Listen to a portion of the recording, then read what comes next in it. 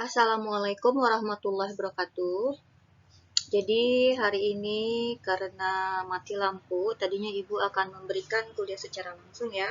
Tapi ketika mendekati pukul 2, ternyata lampu tiba-tiba mati. Kebetulan Ibu menggunakan IndiHome, jadi Ibu tidak ada persiapan menggunakan paket data ya. Kalau memang ada data dan baterai full, mungkin kita masih bisa kuliah. Tapi tidak apa, jadi kuliah hari ini akan Ibu rekam saja ya. Jadi hari ini kita lanjutkan menulis dari result dan sampai referensi ya. Jadi kalian sudah belajar menulis abstrak, lalu mengklasifikasikannya, juga menulis bagian bab pendahuluan ya. Seperti apa sebaiknya menulis sebuah pendahuluan. Ya, kalau metode itu mungkin relatif mudah ya. Lalu sekarang bagaimana menuliskan hasil dan sebuah ya. Nah, jadi ini yang biasa dalam sebuah penulisan itu adalah introduction, itu adalah bab 1, lalu ada biasanya nanti tinjauan pustaka ya kalau untuk skripsi ya. Setelah itu material dan metode dan result and discussion. Nah, di sini untuk mendiskusi, untuk menulis tulisan bab 4 atau diskusi ya. Nah, di sini ada beberapa poin ya, yaitu mulailah dengan pembahasan dari pertanyaan yang telah diutarakan di dalam subbab pendahuluan. Jadi kalau kalian masih bingung bagaimana cara menulis bab 4, jadi kalian lihat dulu dari tujuan penelitian yang ada di bab 1. Apa tujuannya? Tujuan pertamanya apa? Nah, tujuan pertama itu kalian bahas di 4.1 ya. Jadi kalau memang ada yang mendukung ke dalam tujuan nomor 1, boleh dituliskan di 4.1 ya. Lalu kalau memang tujuannya ada 3, boleh juga kalian jadi membuat 4.1 untuk tujuan 1, 4.2, tujuan 2, dan seterusnya ya. Lalu di sini sebutkan apa temuan baru, ilmu pengetahuan, dan konsep yang dihasilkan dalam penelitian. Tapi jangan menggunakan data yang tidak ada hubungannya dengan hasil ya. Utarakan bahwa kita telah berhasil menemukan tujuan dari penelitian, lalu membandingkan hasil kita dengan hasil yang telah dipublikasikan. Walaupun hasilnya terdapat perbedaan. Nah, di sini juga ya, kalau kalian mendapatkan hasil penelitian orang lain yang memang senada ya, mungkin hanya berbeda variasi tertentu, kalian bisa tampilkan di bab 4 ya. Di sini juga dapat diutarakan riset kelanjutan yang akan dilakukan, lalu diakhiri dengan diskusi dan kesimpulan ya. Jadi sekali lagi jangan mengulang apa yang telah dituliskan pada subbab lain. Ibu sering mengecek ya kalau tulisan skripsi itu. Jadi di bab 1 ada, di bab 2 ada, di bab 4 juga ada. Jadi kalian seperti mengcopy paste ya. Untuk dosen-dosen tertentu dia bisa ya tajam, matanya tuh ada yang tajam, dia bisa melihat bahwa dia telah membaca di bab sebelumnya. Untuk dosen-dosen tertentu dia memang membaca tulisan skripsi kalian. Tapi ada juga memang dosen-dosen yang memang sedang sibuk ya, kebetulan sedang sibuk sehingga tidak sempat memperhatikan. Nah, tapi secara etika kita tidak boleh kita ya, mengulang-ulang. Kalau kita sudah sebutkan di bab 2, jangan diulang di bab 4. Jadi kalau memang sudah terdapat di bab 2, kalian bisa merujuk ya. Bisa dirujuk. Gitu ya. Lalu di sini Ibu ingin mengajarkan bagaimana cara menuliskan gambar ya. Ini biasakan mengikuti template yang telah disediakan oleh jurnal. Kalau kita ingin memilih jurnal ya. Biasanya kalau jurnal tertentu dia sudah menentukan proses template yang harus diikuti. Tapi kalau skripsi tentu saja kita mengikuti panduan skripsi ya.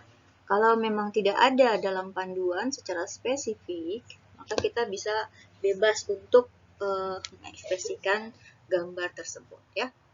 Rancang gambar sehingga pas menempati kolom. Cek kelayakan tulisan, ya, font, dan lain-lain sehingga mudah untuk dibaca. Biasakan memberikan informasi tentang sumbu X dan Y beserta satuannya. Nah, ini yang sering dilupakan ya. Mungkin karena mahasiswanya buru-buru, jadi tidak sempat melihat, tidak sempat menuliskan ya. Jadi terlupakan sumbu X, sumbu Y itu apa. Bahkan satuannya tidak jelas ya. Lalu di sini ada gunakan garis sambung ya, jangan garis putus-putus untuk kontrol atau standar. Jangan menggunakan skala yang terlalu dekat sehingga terkesan berhimpitan. Ini contoh ya. Ada A, ada B. Coba kalian lihat perbedaan antara A dan B ya. Di sini skala A ini terlihat berhimpit ya, terlalu rapat. Ini juga skalanya ya. Kalau kita skala B, nah, ini dia buat 100 ya. Maka dia selangnya sebanyak 25 25. Di sini selangnya itu 10 ya. Lalu ini 10, ini 10, dia buat selangnya itu adalah 2,5 2,5. Di sini 1. Jadi penulisan A itu kurang baik.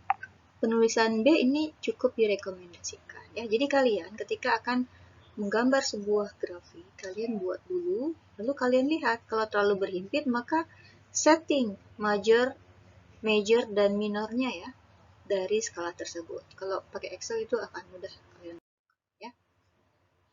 Lalu sini ada 3 gambar ya. Ini gambar A, ini adalah gambar total seluruh penelitian kita. Kalau kita lihat ini akan sulit untuk diamati. Tapi kalau kita pecah menjadi B dan C, maka akan mudah untuk diamati ya. Jadi yang B itu Y1, Y3, Y5, ini bagian ganjil. Yang C itu yang cenderung memiliki tendensi yang sama ya. Y2, Y4, dan Y6. Skalanya dibuat sama dan dibuat berdampingan. Ini akan mudah diamati ya dibandingkan grafik yang A. Oke, kita lihat lagi. Nah, di sini ada penyajian garis putus-putus dan garis sambung ya. Di sini juga ada informasi. Kalau kalian ingin memberikan informasi perbedaan, kita dekatkan saja ya. Ini garis 1 ya. Yang ini garis 2, ini garis 3, dan ini garis 4. Kan mudah untuk diikuti ya. Nanti kalian tinggal beri informasi garis 1 itu apa, 2, 3, dan 4 apa. Jadi kalian bisa menggunakan garis putus-putus dan sambung secara bersamaan asal kalian memberikan informasi langsung di grafik tersebut ya. Kita lihat lagi. Nah, ini ya. Penyajiannya kita lihat kalau di sini akan terasa complicated ya. Kalau di sini ya, maka dalam menyajikan dia, kalau kita hanya peduli puncak-puncaknya saja, maka kita gambarkan bagian puncaknya saja ya. Nah, mungkin ini cocok untuk paper ya. Kalau paper itu karena biasanya diperlukan readability, kemudahan untuk dibaca. Tapi kalau skripsi, biasanya nanti dosen penguji mungkin akan ada yang sedikit cerewet ya. Apa maksudnya dipotong seperti ini gitu ya. Mungkin akan seperti itu kalau dosen pengujinya cerewet, karena kalau biasanya dalam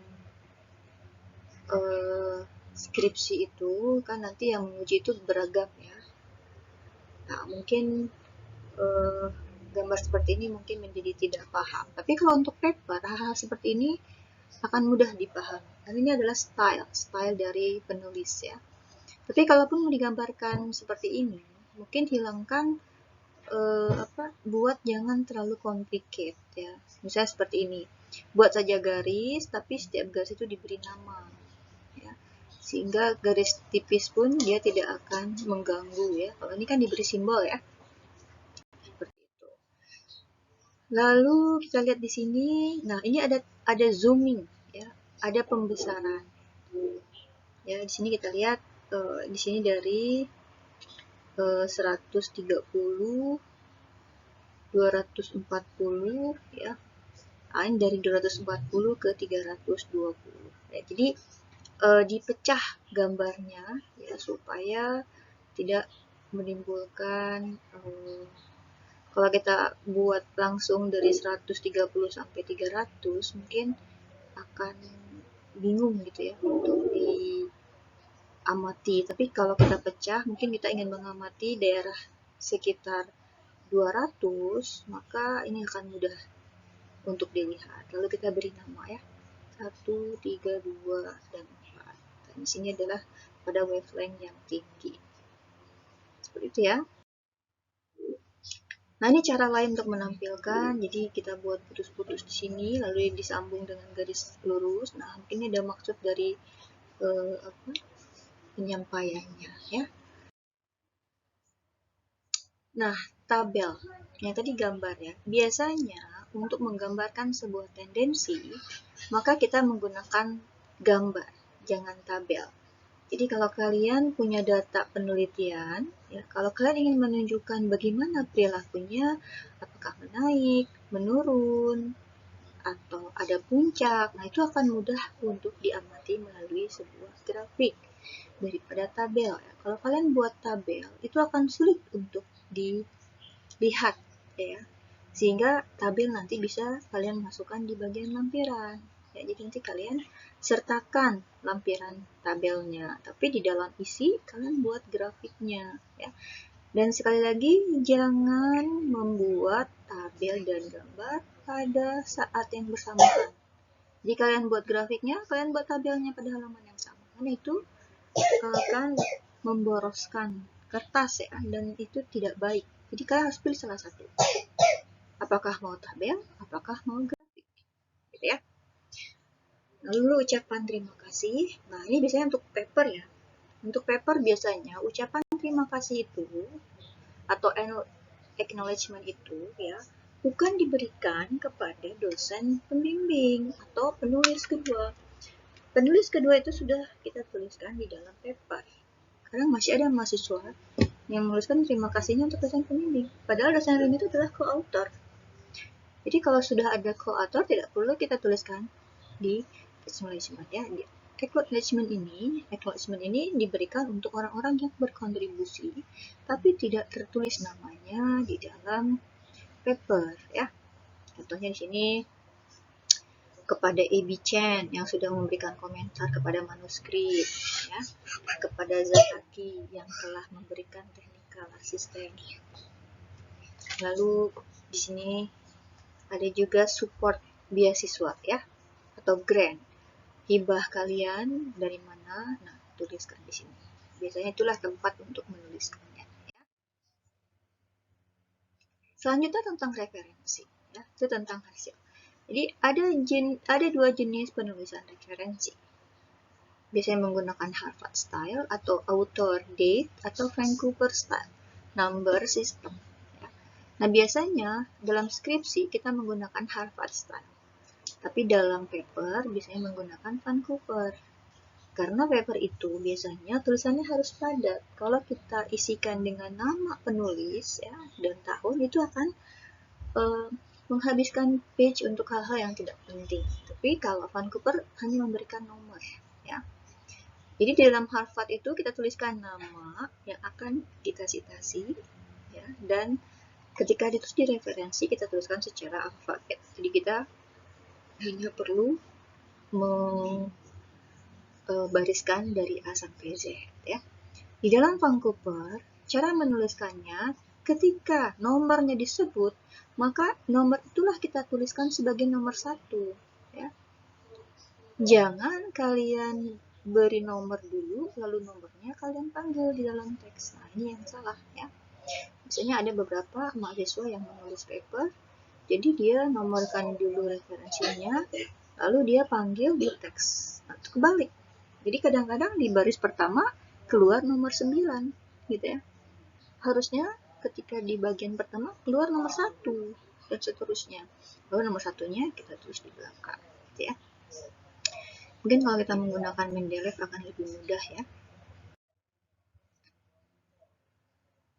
Nah, di sini ada cara penulisan ya menggunakan number system. Biasanya nih referensi 1 sampai 11 ya. Lalu nomor 1-nya apa, nomor 2-nya apa, dan seterusnya ya. Nah, ini referensi menggunakan author date system. Misalnya ini, Greenfield and Freshman. Biasanya nama dan tahun ya. Kalau dua orang penulis, maka tuliskan dua-duanya.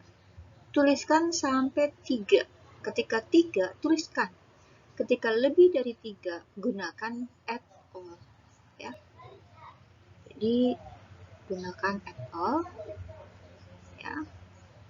Apabila penulisannya lebih dari 3. Tapi kalau dia masih 2, tuliskan 2 and. Sampai 3. Ya, Saksena, koma siapa, and siapa. Lalu tuliskan tahunnya. Ini untuk deskripsi biasanya menggunakan author date system ya. Nah, nanti ketika kalian studi referensi, kalian tuliskan berdasarkan alfabet ya. Jadi mana yang A, dia ditulis dulu ya. Oke, dan ini adalah summary-nya ya. Title, ini adalah summary title, silahkan di pause, lalu kalian baca lagi ya. Lalu ini author and affiliation, silahkan di pause, lalu kalian baca. Ya, masih ada sisanya. Lalu abstrak ya, silahkan di pause, lalu kalian baca. Jadi abstrak itu harus ada objek, harus ada metode, harus ada result, dan conclusion ya. Itu ya. Lalu keyword, bagaimana menulis keyword ya. Silahkan di pause dan dibaca kembali. Ini ada namanya IMRAT ya. Organization of the Text. IMRAT itu adalah Introduction, Material and Method, Result and Discussion ya. Jadi seperti itu menulis skripsi. Deskripsi mungkin ditambah lagi satu, yaitu tinjauan pustaka ya. Tapi kalau menulis paper yang menggunakan biasanya IMRAT. Jadi paper itu biasanya tinjauan pustaka dihilangkan karena itu terlalu umum ya. Kita hanya perlu introduction, material, method, result, and discussion ya. Nah, di sini introduction ya, silakan di pause ya. Lalu dibaca. Material and method, silakan di pause, lalu dibaca. Lalu ini result ya. Silakan di pause, lalu dibaca. Jadi memang untuk anak-anak yang sedang menulis tugas akhir ya, mungkin sedang menulis proposal, bagus ini langsung dipraktekkan. Kalian menulis bab 1, bab 2 sampai bab 3 ya. Nah, kalian belum ada hasil ya, kalian praktekkan ya. Lalu ini discussion ya, silahkan di pause dan dibaca. Ini adalah back matter ya, yaitu berisi acknowledgement dan reference. Biasanya acknowledgement ini adalah untuk paper ya. Kalau untuk skripsi biasanya kalian sudah masukkan di bagian prakata ya, bagian prakata atau kata pengantar. Oke, mungkin ini adalah kuliah kita yang terakhir. Jadi tugas dari ibu yaitu adalah tentang poster ya. Baik, mungkin nanti akan ibu kasih pengantar sedikit ya.